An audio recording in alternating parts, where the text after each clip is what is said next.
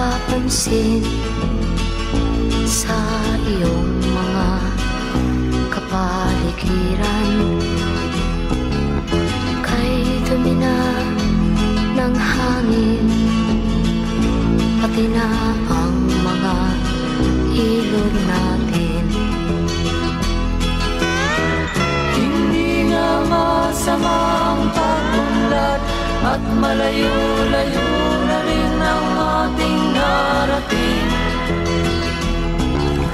Ngunit masdan mo ang tubig sa dagat, dati kulay asul, ngayon'y naging itim. Ang mga duming ating ikinalat sa hangin, sa langit, huwag na nating paabutin. Upang kung tayo'y pumanaw man sariwang hangin, sa langit natin matitikman. Mayroon lang akong hinihiling, sa aking pagpanaw sana ay tagulan. Gitara ko ay aking dadalhin, upang sa ulap na lang tayo magkantahan.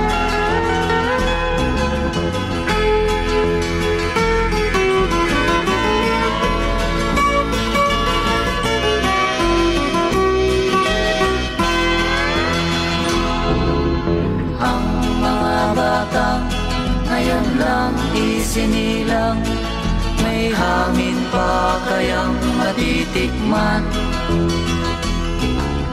May mga puno pa kaya silang aakyatin? May mga ilog pa kayang lalamuyan? Bakit di natin pag-isipan ang nangyayari sa ating kapaligiran?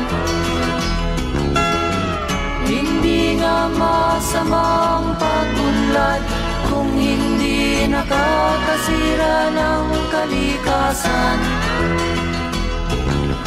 Darating ang panahon, mga ibong dala ay wala nang madadapuan. Masdan mo ang mga punong dati ay kay tatag, ngayon'y namamatay dahil sa ating kalokohan. Lahat ng bagay na narito sa lupa, biyayang galing sa Diyos kahit nung ika'y wala pa. Ingatan natin at huwag nang sirain pa, pagkat pag kanyang linawi tayo